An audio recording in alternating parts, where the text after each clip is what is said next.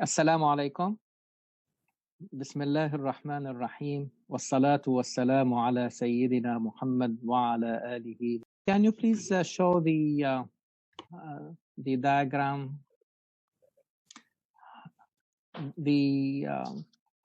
Since last year, we have been following this approach to the different constructs or surahs in Quran, where we try to see the coherent structure of the surah, what we call in Arabic al-nazm. And I think probably they use the same word, if I'm not mistaken, in Urdu. So there is a special structure of Quran where you can see symmetry between the different themes dealt with in the same surah. And again, we are talking about thematic balance or symmetry. For example, if you look at the structure of Surah Qaaf, you will see that verses number 1 and 2 correspond to the last verse of the surah.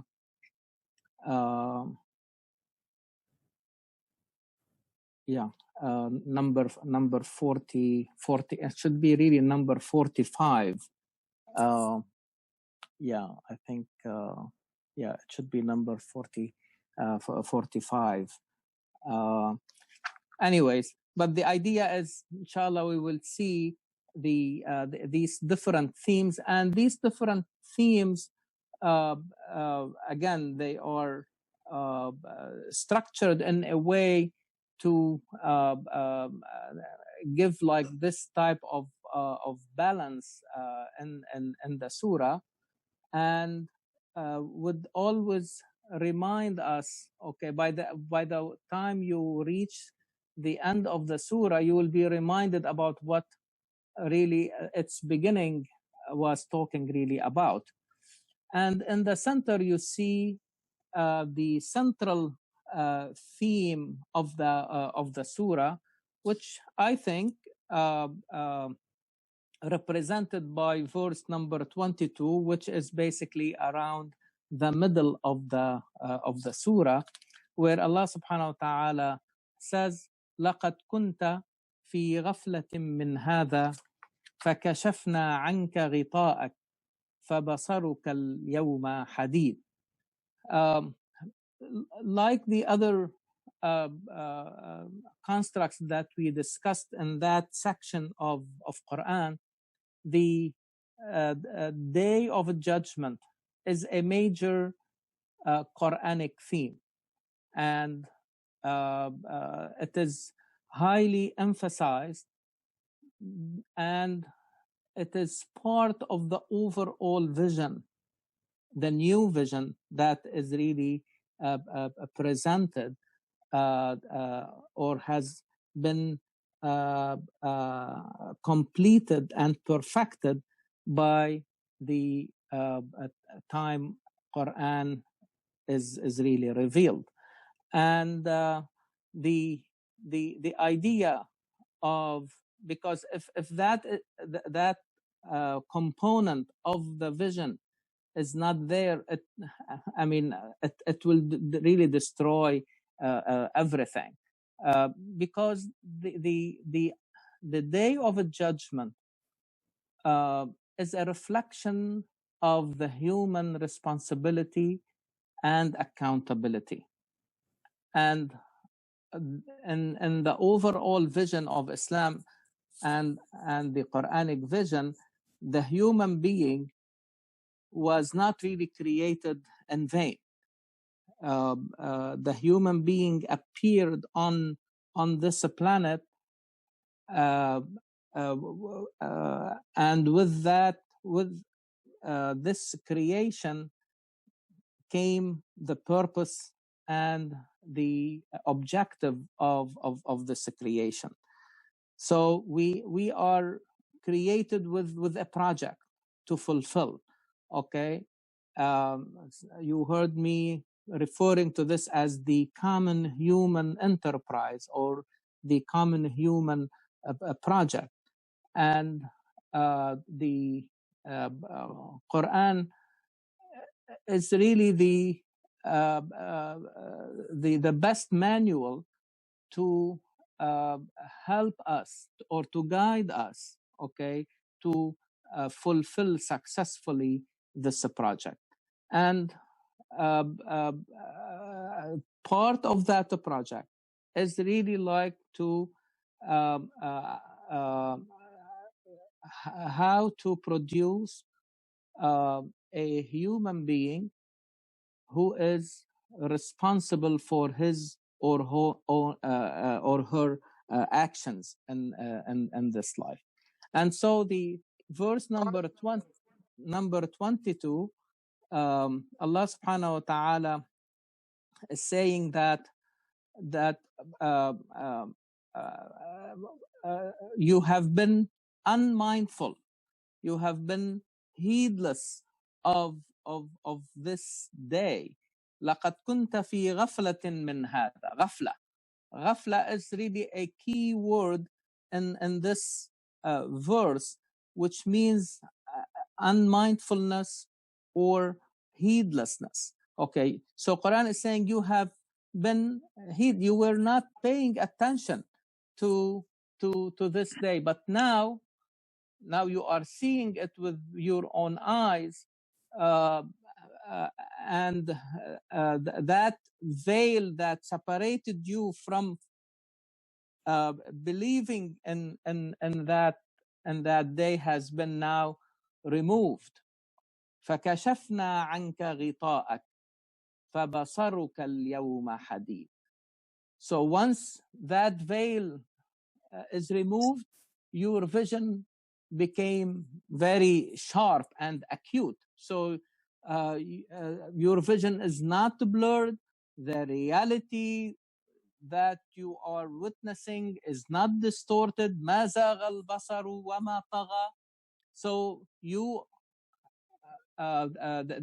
there is no way now to deny it. But the point is, we don't want to reach that stage. How we can prevent this unmindfulness while we are still alive, okay? And as we are going to see in the surah, there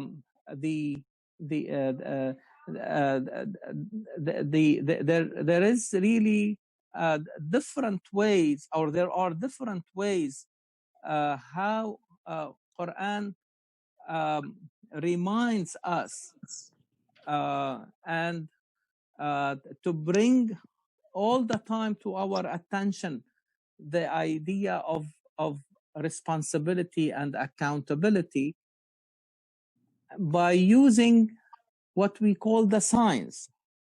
And signs, basically ayat. Ayat, I mean, the singular is ayah, and the ayah is a sign, okay? But in the Quranic vision, okay, the concept of ayah has been universalized to not only to include the verses and the signs that you find in the book of Quran, but also Quran considers every phenomena every phenomenon or element in the universe that we see around us and we experience in this life, consider it as an ayah, as a sign. Not only that, but also the human history and the previous experiences.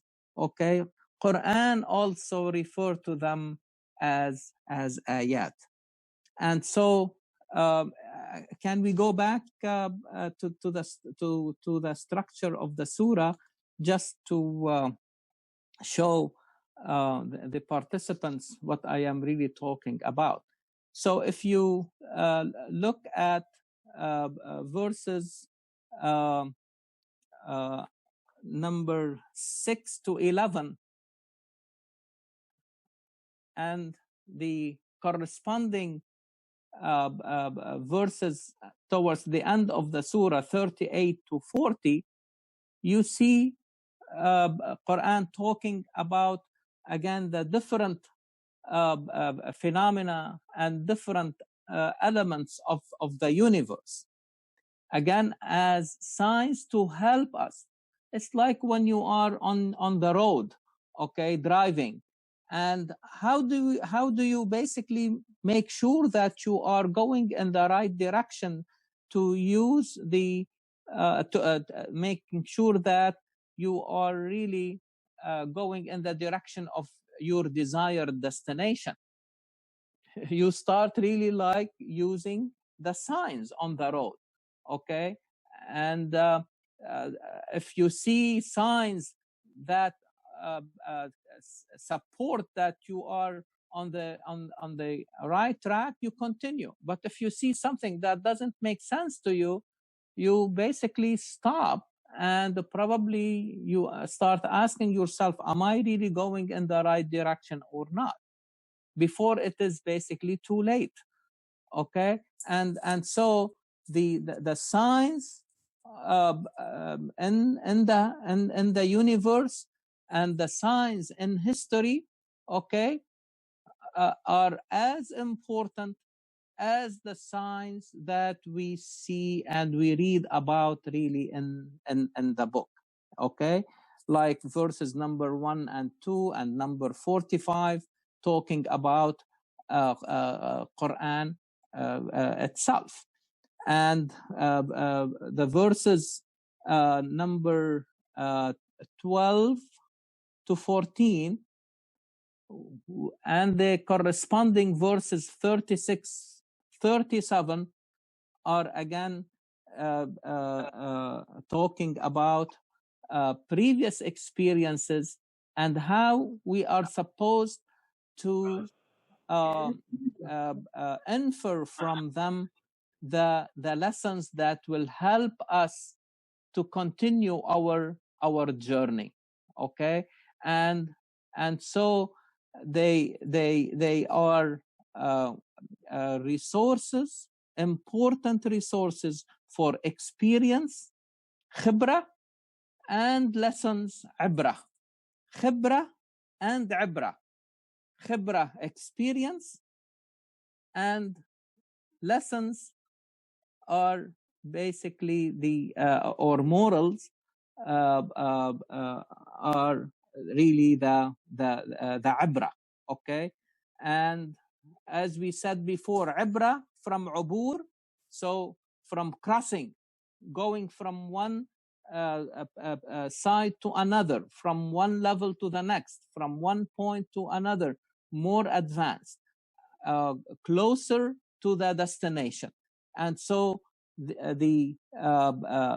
as we said, khibra and ibra, and also we said before, they are important resources for moral and moral. The morals are the lessons that can be deduced from these previous experiences, and the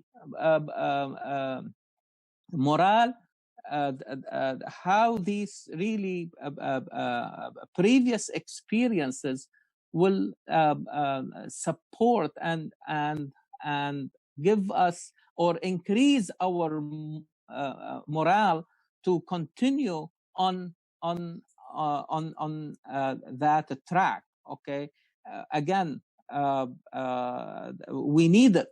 okay, especially at times of difficulty, at times of troubles, okay, when sometimes people may doubt what they believe in, or is it really helping them or not, okay.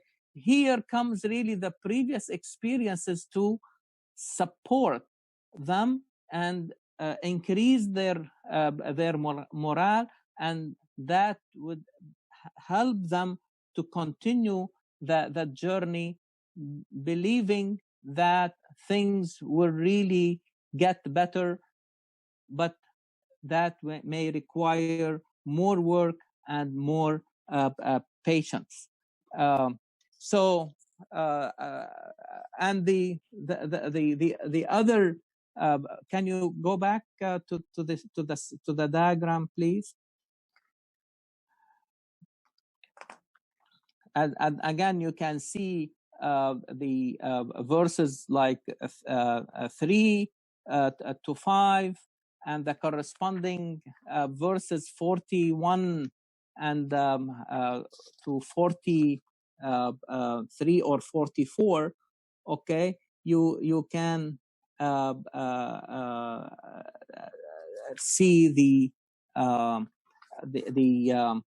emphasis on the resurrection itself, okay, and the rest of the surah, mainly 23 to 35 and 15 to 22. The surah takes us through the whole journey from that time of our own creation, and the journey that we have to go through, moving from this life into really the next life and what is going to happen over there. And so now you can see the overall structure of the surah, and how the different themes in the surah rotate around the major or the central theme or the focal theme, uh, uh, the um, the axis of the surah in verse number 22, which is really how to help the human being cure, how the human beings can be cured of this problem or this disease of ghafla. Okay, now ghafla itself may be the result of lack of knowledge, which is okay. Even Muhammad sallallahu alaihi wasallam, Quran told him, كنت من قبله لمن الغافلين. So I am telling you about something that you did not have any knowledge about it before. So I am teaching you something new. But the problem that the verse is talking about, the number 22 in the surah, is really when the human beings um, uh, act in this life as if they have no knowledge. They were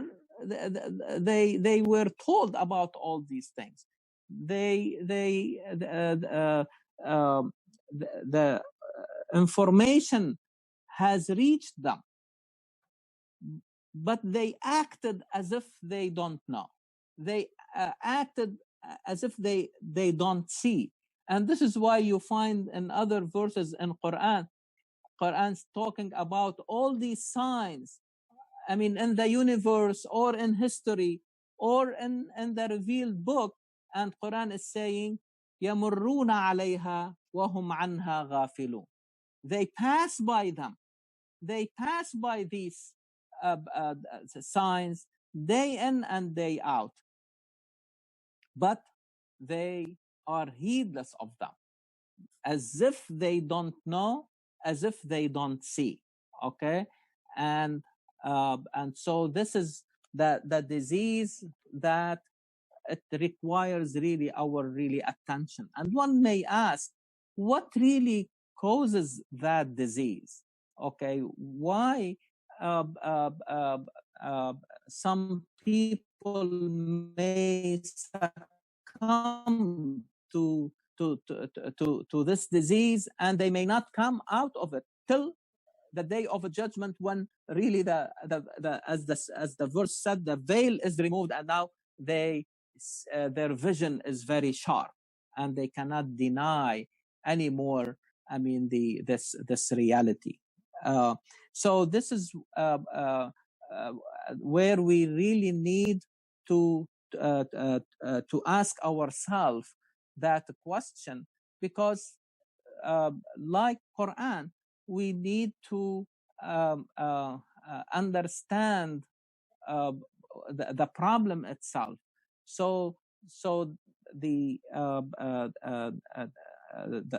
solving it and the treating that disease will become definitely much easier. So the question, why is this unmindfulness? Okay, is it really coming from inside us, or something that from the outside? And as we have discussed before,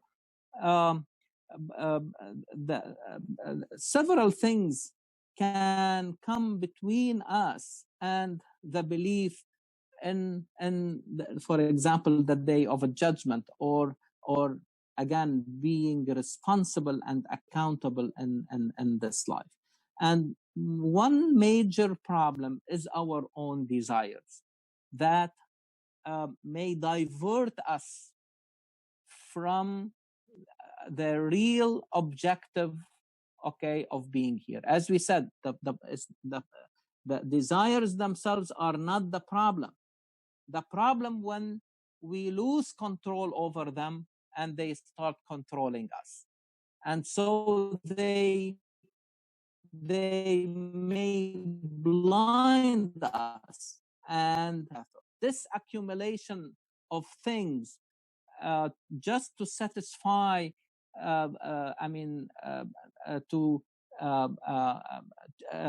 just to respond, okay, to our own desires in a very uncontrolled way, as we saw it last time in Surah Al-Waqi'ah, shurb al-him, like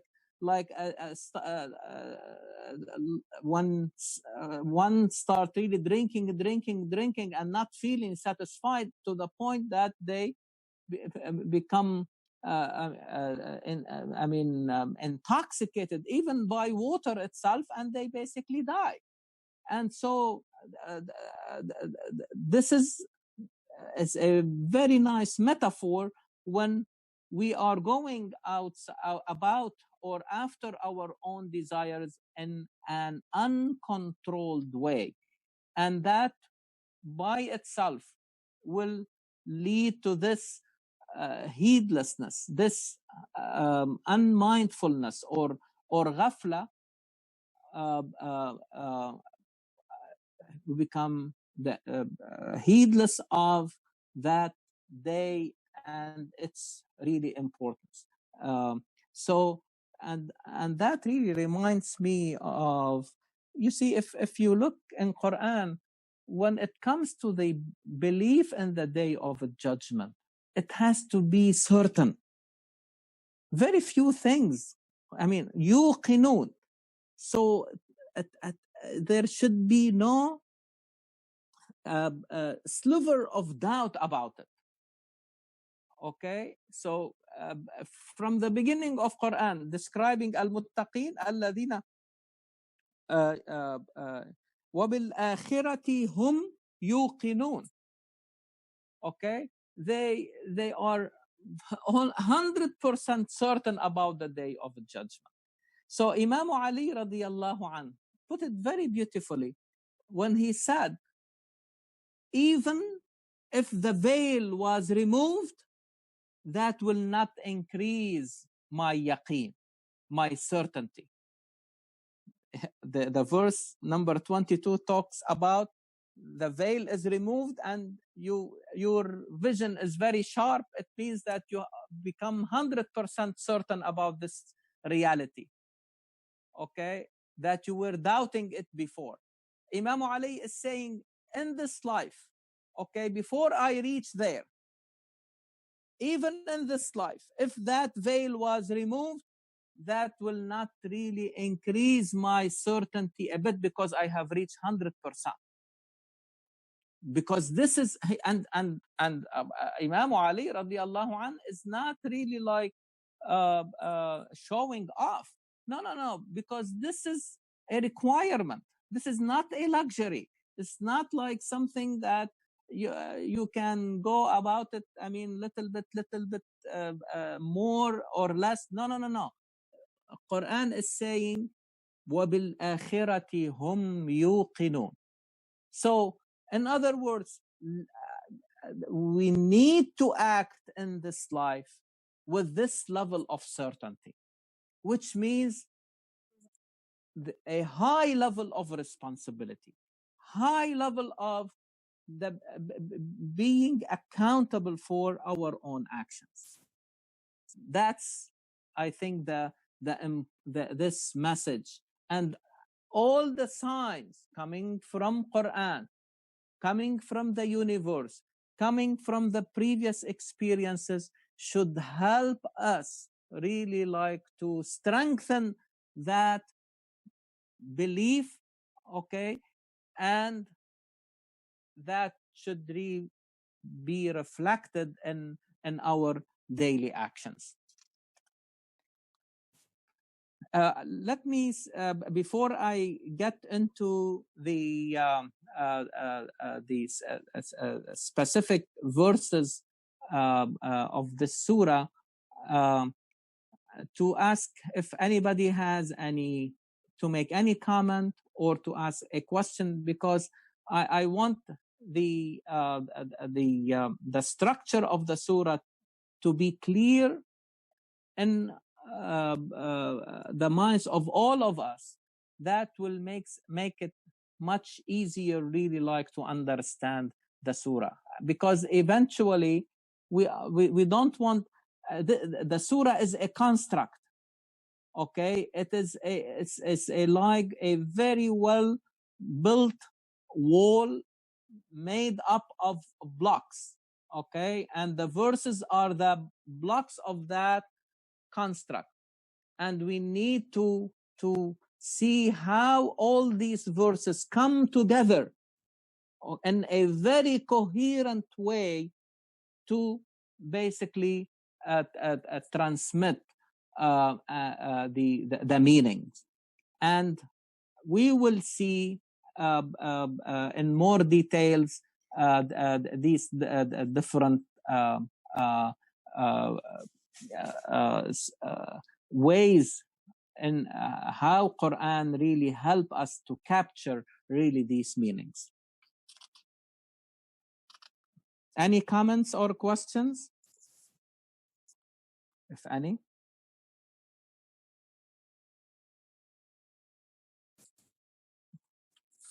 Okay, so let us start from the beginning of the surah. And as you can see, the surah starts in a unique way, using what we refer to as the disjointed letters or symbols. It starts with the letter Qaaf. Qaaf wal Quran al Majid. Now, when we say Qaaf, okay, every letter in the Arabic alphabet has a sound. How does it sound, or phonetic, and also has a name. So when you see that shape, okay, of the letter, the phonetic is qa. Is that right? qa fatha qa, qa kasra qi, qa, damma, qu. So this is really the phonetic of the letter. But each letter has also its own name, and the name of that letter is Qaaf. And this is how we read it. And this is how Muhammad read it. And this is how he taught his companions to read it. And it continues to be read in that fashion. So if somebody does not really know anything about Quran, and he knows Arabic, but does not know about the history of Quran and all these little details, if they open the Quran and on this surah, they may say qa, but in fact it should be qaf. Okay. Now, a letter, any letter, okay, in any language, by itself, it does not have really a meaning because it is basically a symbol. Okay. But why Quran starts, and we have seen that in several, surahs like Noon, Sad, Alif Lam Mim. Okay. So what do they really signify? This jointed letter or symbols, letters or symbols. So the um, over the 1400 years, over 1400 years, people have thought and tried really like to understand what do these really letters signify. And I think that by itself, the fact that no one can say for sure what do they really signify, but at the same time, the door remains open for people really like to think about these letters, because this is a unique thing. There is no text in the whole world where it really starts by these really disjointed really letters. But Quran, and this is how I or I lean to that explanation, is that, and I think there is an important lesson behind this explanation, that no one, okay, no matter how knowledgeable they are, they cannot, this is a very good example that we cannot own the truth. If somebody says, "Oh, I mean the no, okay, this Quran is the truth, no question about it," but no one can encompass that truth. Allah subhanahu wa ta'ala is that truth, and this life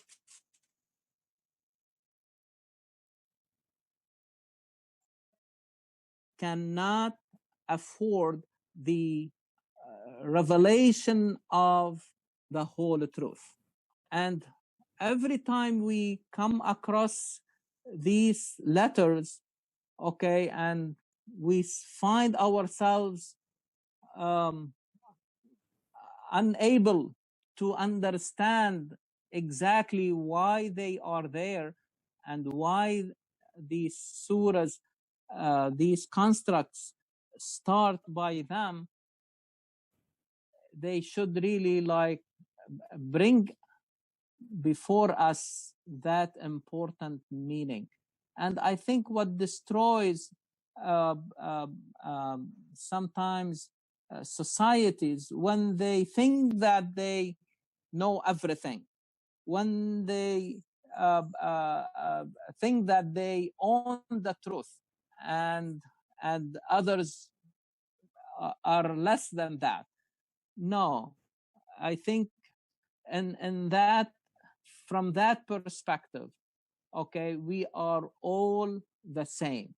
No one can really own the whole truth. Okay, we are supposed to approach and get closer to the truth, but there is no way that we are able like to own the whole truth. Remember that Allah subhanahu wa ta'ala is the truth. One of his beautiful names is Al-Haq, the truth. Now, one can also understand it this way, that Quran is reminding us that this Quran is really made up of letters that you know.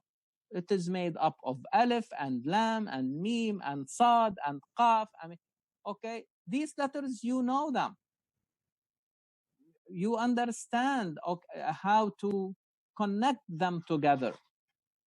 But can you make from them something like Quran, or like 10 surahs of Quran, or one even surah of Quran? You have the material.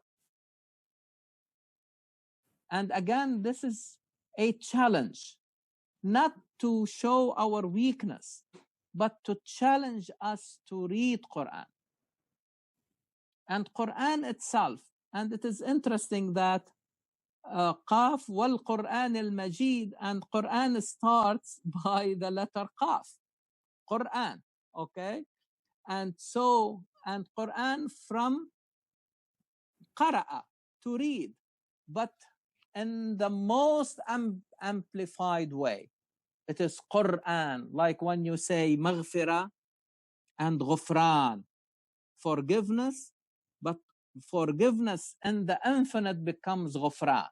So Quran is reading in the absolute level, meaning that we need to read and reread and make more rendering of reading.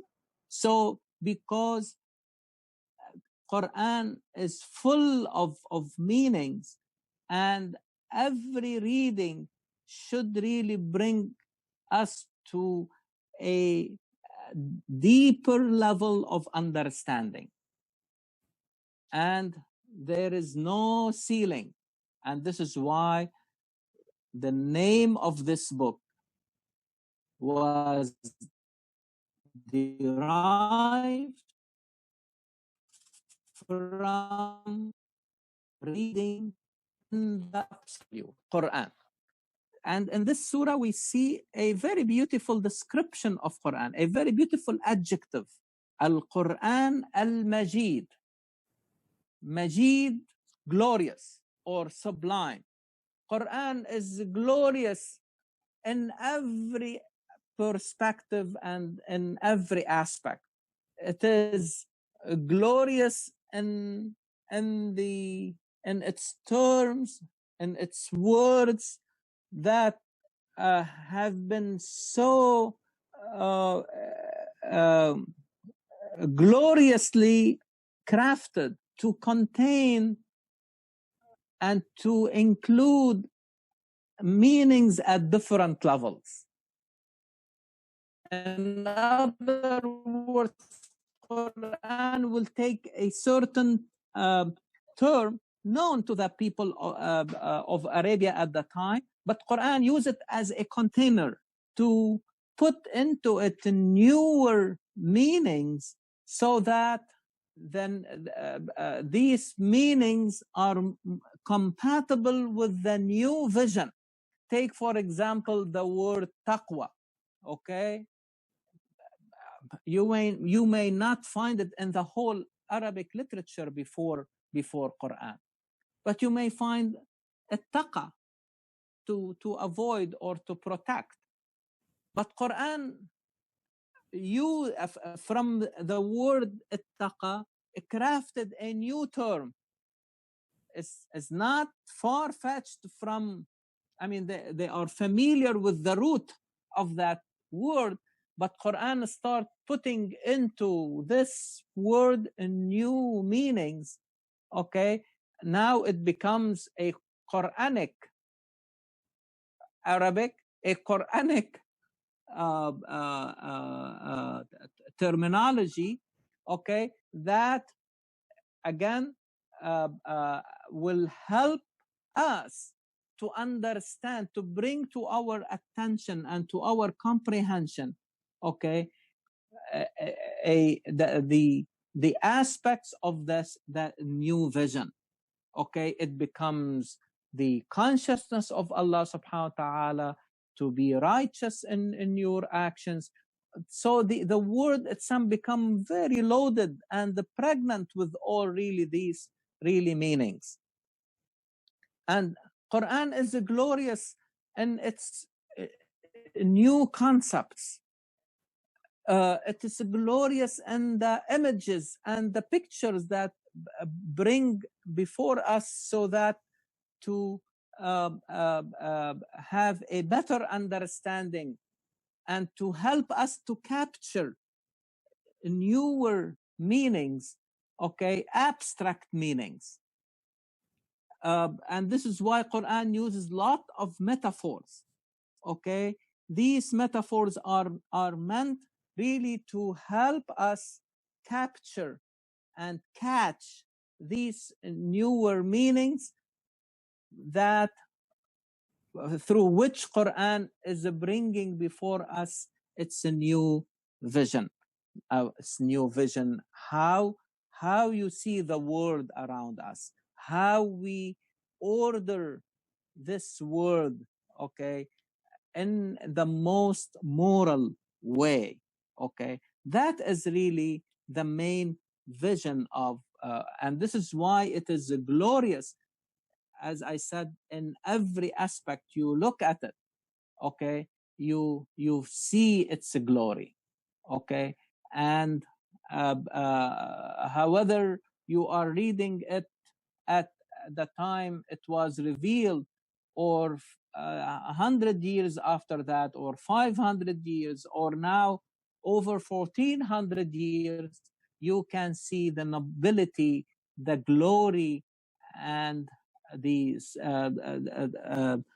sublime Quran, okay. And but what is interesting here is that Allah subhanahu wa ta'ala is swearing by the glorious Quran. It says Qaf wal Quran al-Majid. This letter wa, okay, signifies really an oath, okay. So Quran, Allah subhanahu wa ta'ala is swearing by the glorious Quran, wal Quran al-Majid. So every time you see an oath, you want to know what is really the idea that Quran is emphasizing. And what is really interesting, you don't find it explicitly in this surah, wal Quran al-Majid, and then Quran moves, okay, to talk about something else. But it starts by verse number 2, by this article bal. Bal ajibu an ja'ahum. Bal is when you say rather. In other words, rather than, as if Quran is saying, rather than people trying to reflecting on glorious Quran and trying really to understand its message and trying really to heed its instructions, and instead of looking at the wonders of this Quran, ajibu, instead of showing or their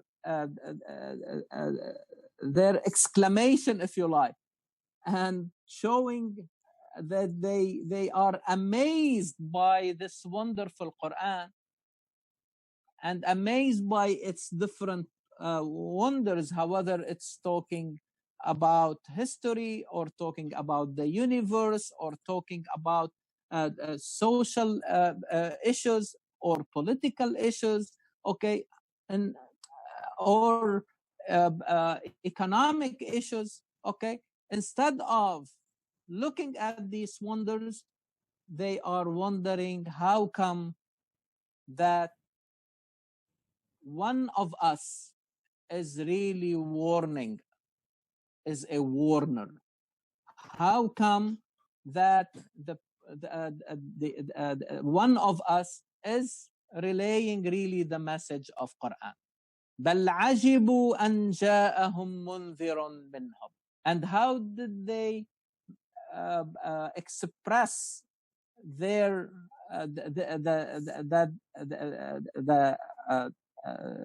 that this is really a strange thing to them? Okay, they said قال فقال الكافرون هذا شيء عجيب. Okay, so they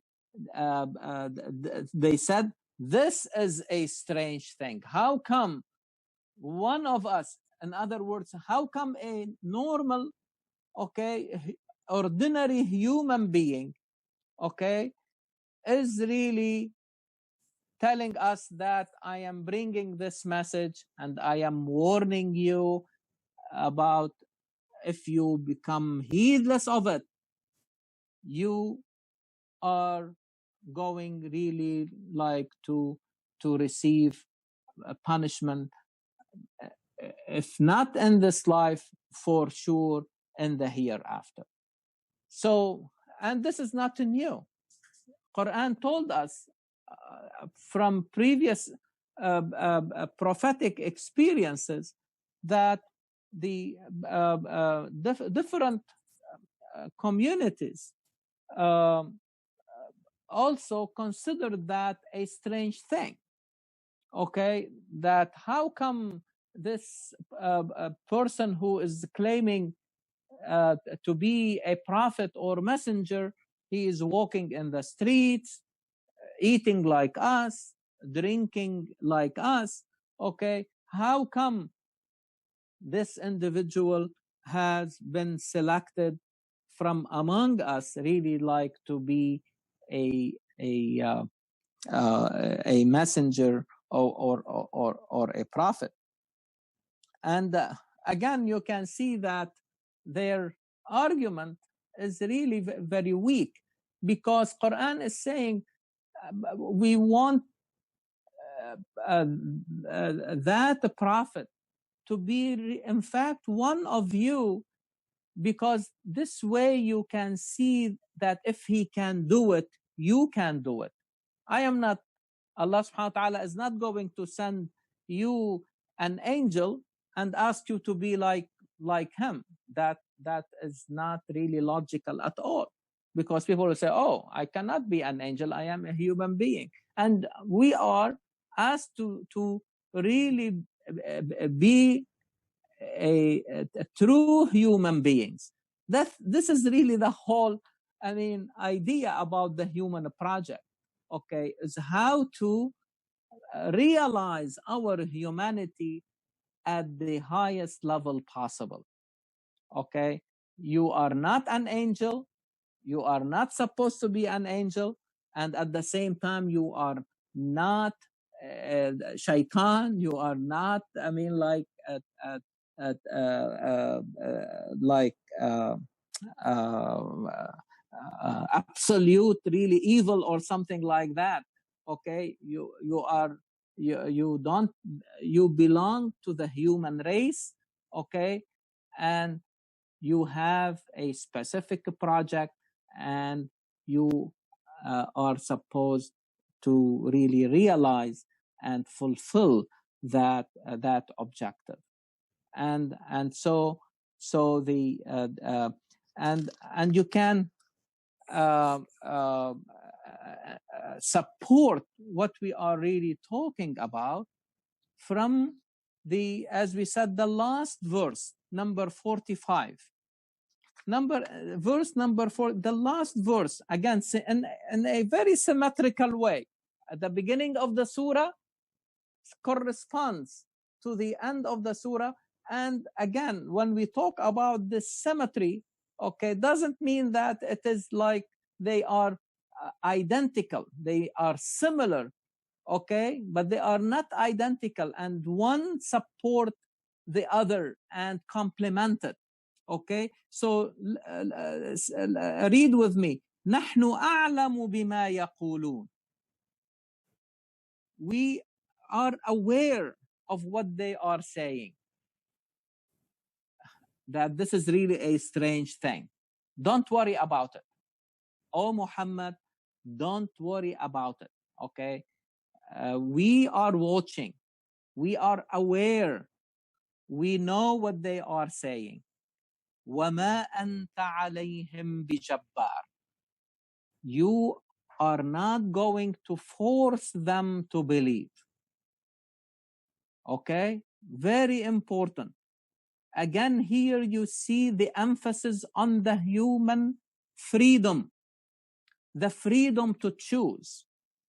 But we want this human being to choose something that will bring goodness to him or her. Not just for the sake of choosing, but to choose the thing that will really be compatible with the vision, compatible with what will make you the best human being. And that's what is really important about freedom. Again, in the vision of Quran. I am trying to understand this idea of a freedom, of liberty, okay, within the context of Quran. And one of the good examples to understand this important concept, okay, is to see how Quran referred to Maryam alayha salam, how her mother, okay, asked Allah subhanahu wa ta'ala and vowed and promised that she will raise whatever is created inside her. إني نذرت لك ما في بطني محررا. Not only حر is free, but محررا, to elevate oneself from one level of freedom to the next. And this is what defines us as worshippers of Allah subhanahu wa ta'ala, as ibad. We are ibadullah. Okay? We are the true worshippers of Allah subhanahu, or we want to be the best and the true worshippers of Allah. And to worship Allah, which means to get closer to Him. And in order to get closer to Him, you have to free yourself all the time from everything and anything that comes between us and Allah. Anything that can divert us from that journey, or slow that journey, or sometimes stop that journey. And this is why the human being, when human beings come to this life, they come free. And they have to elevate that level of liberty as they emancipate themselves of everything they have achieved or anything that has reached them. Okay? And not allowing anything to come between them and them. This is the struggle. I am not saying that it is easy, but this is the struggle to be perpetually free human being, a true worshipper of Allah. Why Maryam alayha salam as a prototype, as an excellent example? Because she exemplified that freedom to the maximum. Can you imagine Maryam alayha salam or any woman to deliver a baby without husband, without a male partner. In other words, by that, Maryam alayha salam showed the whole world at that time and afterwards that she was able to liberate not only herself, but through herself as an example, to liberate the whole society from the chains and the prisons of materialism. She was by what she experienced is telling the world that this physical world is not a prison to me. I was able to liberate myself from the prison, not from that life, from the prison of that life. If normally, okay, based on the rules that govern this physical world, that in order for a new baby to come to this world, it should be the result of a man meeting a woman. Maryam alayhi salam is saying, this can be done even, I can go beyond that. I can transcend, I can destroy, if you like, that prison. I am not a prisoner of that physical world. Okay, I believe in it. Yeah. But I am. Yes, please. Yeah, and she also had to face a lot of opposition, criticism. No question. Yes, yes. But she stood tall. She stood tall. She believed in Allah subhanahu wa ta'ala, the miracle of Allah. Yeah, no, again, I don't want to call it miracle because Quran does not call it miracle. It called it Ayah, not Mu'jiza. Ayah. Okay? وَجَعَلْنَا ابْنَ مَرْيَمَ وَأُمَّهُ آيَةً. Not even ayatain. Not two signs. It is one sign. Maryam and Isa alayhim as-salam constitute one sign, because you cannot imagine Isa alayhi salam without Maryam, and Maryam without Isa. Okay, she is as an ordinary like woman. Is that right? So in other words, Maryam alayha salam, okay, exemplified what is really means, what does it really mean, a free human being. And Quran is emphasizing this to if this is the vision, to produce a free human being, it will refute that purpose. You will be going against that vision if Muhammad or anyone will really force somebody to believe. You see, لا إكراه في الدين. Now it means a lot. Why you have to force? Since truth is evident and falsehood is evident. قد تبين الرشد من الغي. Why you have to force anyone? And then if you force somebody to believe, this is not anymore a free human being. And so what is your vision then? To produce a slave? No. Abdullah is not a slave. Ibadullah are not slaves. Because a slave, it means that somebody whose freedom has been taken from him or her. You cannot reconcile these two meanings.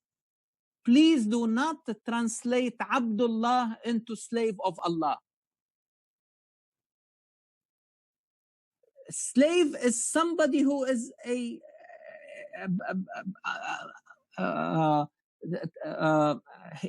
that when we say slave, is someone under the control of another human being, or under the control of something like wealth or property or anything that can be idolized. Okay, But when we say Abdullah, this is a free human being trying to elevate himself or herself and that freedom to get closer and closer to Allah. How closer to Allah? By realizing His beautiful names, like wisdom, like justice, like forgiveness, like dignity, like generosity, mercy. All these beautiful names of Allah, the more we realize them, we are freeing ourselves. When you realize justice, you are freeing yourself from oppression. When you are practicing mercy and forgiveness, you are freeing yourself from being rude and harsh on others or wronging others. So this is how we need to understand, because this is, in this surah, we will see a very important contrast between ibad and abid. Okay, let me show you. وَمَا رَبُّكَ بِظَلَّامٍ لِلْعَبِيدِ. Number 29 in the same surah. وَمَا رَبُّكَ بِظَلَّامٍ لِلْعَبِيدِ. Every time you see the word abid in Quran, track them through the whole Quran from cover to cover. You will see the word abid with it's a plural of abd. Okay, the same thing, ibad is the plural of abd, but abid is always mentioned in the negative sense, that you are talking about human beings who have put themselves under the control and the slavery of something else, being another human being or like anything that can be idolized in this and this. They are really the prisoners of their and the slaves to their own desires. Don't call yourself abid. We are ibadur rahman, ibadullah. And you see ibad in more than one verse in this surah.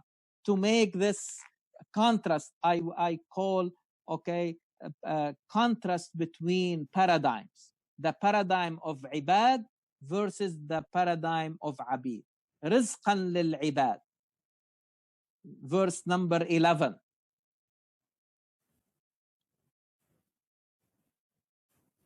Those who truly worship Allah subhanahu wa ta'ala, these are the people who benefit from the signs that they see in the universe around them. And everything they are sustained with, rizqan, they know that it is coming from Allah. And so it is rizqan lil ibad. Brother, yes. Just to add to what you said, one word comes from ibadah and the other one comes from ubudiyah. You can say that, but the whole idea, yes, but the whole idea is really like, what are we worshiping? What are we trying to get close to? Are we getting closer to an idol, or to something that is less than us, or something in the best will be like us, another human being, to be a master? Okay, so or you want really like to get closer to something that is really, really very high, Allah subhanahu wa ta'ala. So the ibadah that we have been emphasizing is how to get closer. وَاسْجُدْ وَاقْتَرِبْ وَاسْجُدُوا لِلَّهِ وَاعْبُدُوا. So you are getting closer. So you are elevated. You are not brought down, okay, to be less. No, no, no. You are free to elevate yourself and get closer to Allah. And you do that by freeing yourself from anything that comes between you and Allah. But if somebody wants to be a worshiper of an idol, for example, it means that this human being is trying to be less. It's like to be like a stone or a group of dates, a bunch of dates. They cannot. I mean, that is again, it's against the vision. Where do you like to see that a human being? And this is why I am saying the idea of coercion, the idea of compulsion, is automatically against the vision of Quran. And this is why Quran said it in so many different ways. لا إكراه في الدين قد تبين الرشد من الغي. In Surah Yunus, at the end of Surah Yunus, I will give you the number of the verse. Very beautiful verse also. Again, relaying and sending the same message. وَلَوْ شَاءَ رَبُّكَ لَآمَنَ مَنْ فِي الْأَرْضِ كُلُّهُمْ جَمِيعًا أَفَأَنْتَ تُكْرِهُ النَّاسَ حَتَّى يَكُونُوا مُؤْمِنِينَ. Verse number 99, Surah Yunus number 10. So in this verse, Allah subhanahu wa ta'ala is saying, if it were to Allah subhanahu wa ta'ala, He would have made everybody a believer on this earth. But are you going, and this is the address to the Prophet and all the believers after him, أَفَأَنْتَ تُكْرِهُ النَّاسِ, are you going really like to come to coerce people to become believers? Are you going to compel people to become believers? So again, so many فَمَنْ شَاءَ فَلْيُؤْمِنْ وَمَنْ شَاءَ فَلْيَكْفُرْ. It is a total freedom. And in this surah we say it again, وَمَا أَنْتَ عَلَيْهِمْ بِجَبَّارٍ. I want all of you to know these verses by heart. لا إكراه في, easy to know. أفأنت تكره الناس حتى يكونوا مؤمنين وما أنت عليهم بجبار. Okay, your job is not to force people to believe. Your job is only to be a warner, منذر منهم. And the verse here adds another mission to the Prophet. فذكر بالقرآن من يخاف وعيد. Your job is to admonish. Your job is only to remind through this Quran. And who will heed? Who will really bear in mind? Who will remember? Those who really fear the warning of Allah subhanahu wa ta'ala.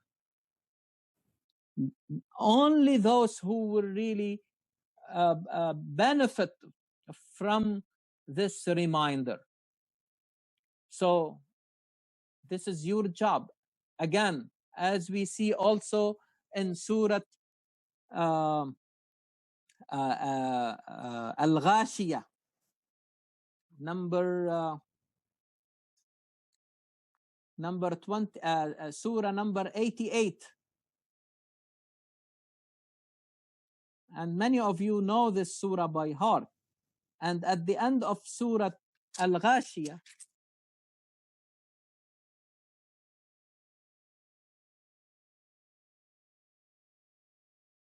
فذكر إنما أنت مذكر. Number 21, verse number 21 and 22. لست عليهم بمسيطر. You are only to admonish. You are only Again, number 22 and 23. You can see it. لست عليهم بمسيطر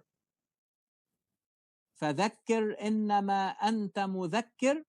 You are only to remind, to admonish. This is your job. You لست عليهم بمسيطر. You are not in control of their affairs. Okay? You should not behave. And Muhammad sallallahu alayhi wasallam heeded these instructions from Allah subhanahu wa ta'ala, and he did not compel anybody to believe. Even when he noticed any behavior from his companions that may sound like a type of convulsion or a certain, even a low level of coercion, he would become very angry, because it is against the vision. Yes. Dr. I have a comment. Yes. Does not Surah Al-Kafirun expand on this, what we're talking about? Surah yes, the same thing. Lakum dinukum waliya din. Again, right. This idea, Quran presented in so many different ways, okay? But all of them converge on the same, okay, theme, which is that this is a very important and central theme in the vision of Islam, that this the human being is created free, and everything should be done to protect that freedom, and also to show them ways how to elevate, because as we said, like Maryam alayha salam, okay, her freedom was perpetual. It's a journey. It's not just one-time event, okay? You cannot, it's not only to say, I am free now, but you need to elevate your level of freedom. So many things constitute prisons to us. Our own ego. And we said how difficult a prison it is. Our wealth, our property, our social status, our family ties,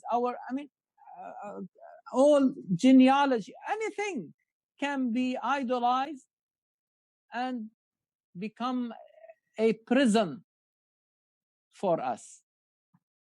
And so that struggle is continuous. Okay? That journey of liberation, okay, is our own saga.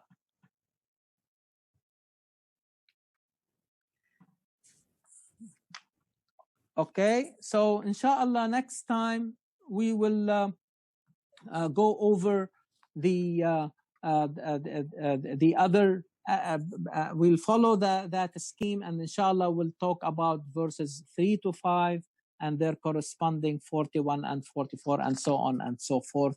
And then you will see for yourself, okay, how helpful is this scheme to, or this diagram, to help all of us to understand the structure of the surah, the different themes, and how the different themes rotate around the central theme, exemplified by verse number 22. Any questions or comments?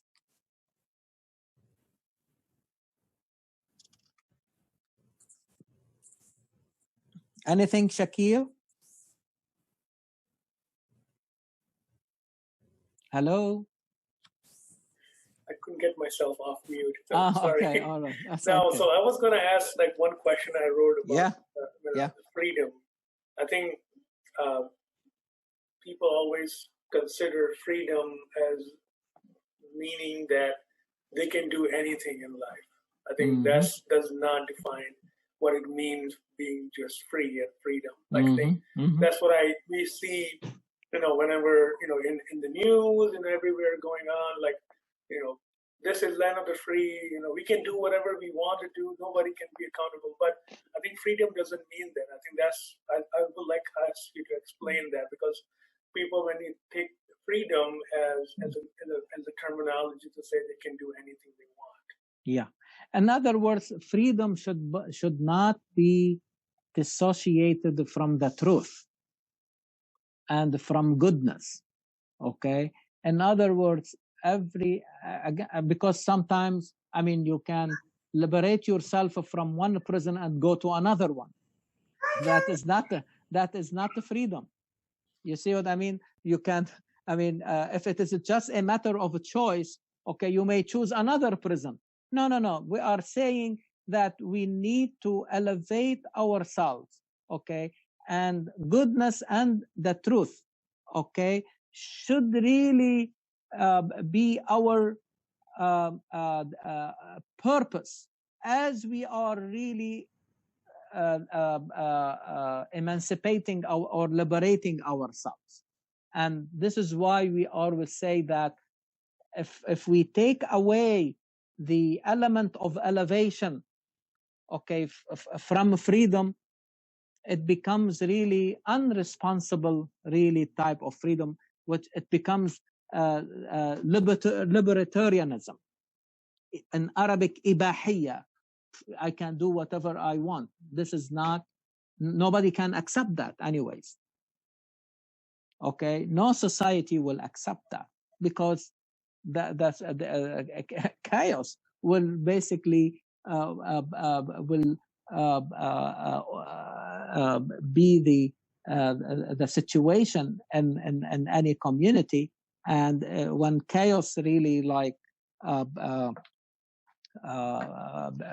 becomes really the order of the day, we know what will be really the outcome.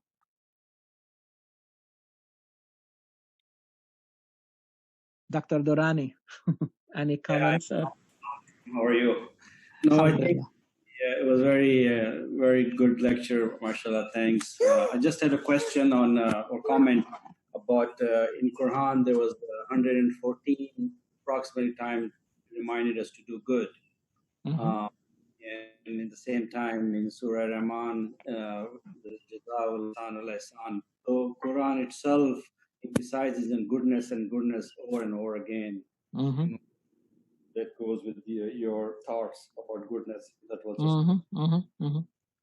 yeah, and again, this is what really should be the objective. Okay, every time we are really liberating ourselves and trying like to, and that should be always really the vision. Okay, in other words, Quran will take these concepts. Okay, the concept of freedom is not like only Quran brought it, but Quran, as we said, as a container, as a terminology, put into it new meanings. Okay, now it becomes a Quranic terminology compatible with its vision.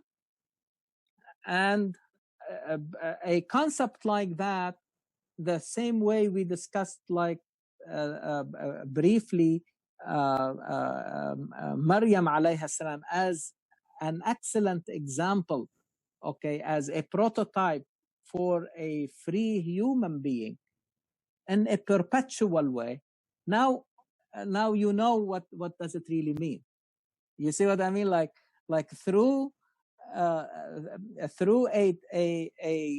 real, because Maryam was a real human being. Okay, is not like a fabricated figure. No. She was a true human being. All right, and see how she was able also, okay, back to Maryam alayha salam. You remember as Quran described to us or told us about when Zakaria alayhi salam came to her place and he found, these different types of fruits. And he said, Anna laki hada, from where you brought this? There are even things that are out of season. How are you, from where did you?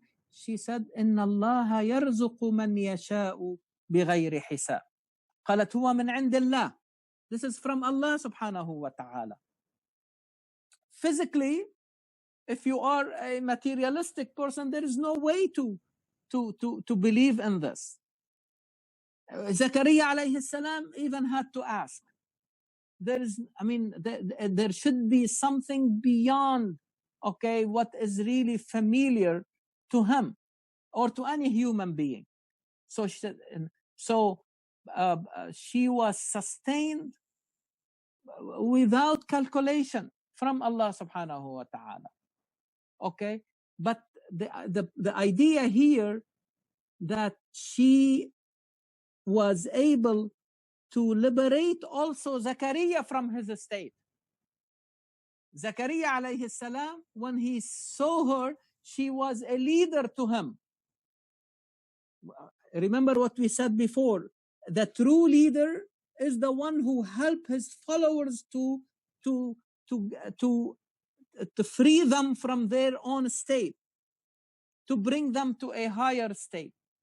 Maryam was able to bring Zakaria into a higher level, because when he saw what she did, what she experienced, at that time, he asked Allah subhanahu wa ta'ala to give him a child, to grant him a child. هنالك دعا زكريا ربه قال رب هب لي من لدنك ذرية طيبة إنك سميع الدعاء. So in other words, Maryam alayhi salam taught him that he has the capacity to liberate himself as an old person, okay, in this physical world, okay, you say, no, I have no chance anymore. But when he saw before his own eyes an example from Maryam alayha salam, he was encouraged to ask for something of that nature that goes beyond the physical world or what the physical world can give you. You got it? Yes. You see you see how Maryam alayha salam, as a leader to Zakaria, she taught him how to free himself from that state. And this is the way to solve, it was the way to solve the problem of slavery, is to really, for those who, for both, they need to restore their humanity and restore their freedom. The master as well as the slave, both, because you cannot be free if you deny others freedom. And when you are free, as Maryam showed it to us, because she was able to free herself, she was able to help somebody else to free himself. I have a question from Yes. Yusuf. He was asking, so I have this ayah in front of, in the sharing the screen. He was talking about, why does ayah 23 means after ayah 22 in the Surah Qaaf. Yeah. So again, it is up to us to choose. Okay. So those who turn away from the truth, and they rejected the truth, denied the truth, okay, they will be judged by Allah subhanahu wa ta'ala, and they will be punished by Allah subhanahu wa ta'ala, not by us.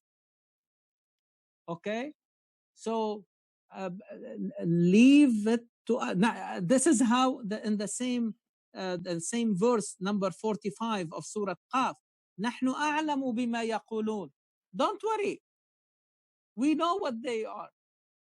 Those who decided really like to turn their backs to the truth, or cover up the truth, deny the truth, reject the truth, leave them to us. It is not up to you. علينا البلاغ وعليك الحساب. I'm sorry. عليك البلاغ وعلينا الحساب. عليك البلاغ. Your job is to relay the message, بلاغ. But حساب, judgment, is on us. Leave it to us. نحن أعلم بما يقولون. Make sense? Yes. Okay, very good. I have one more comment, Dr. Khayr. One more comment, please. Go ahead. At the beginning of today's session, how we talked about the significance of letter Qaaf, right? Yes, yes.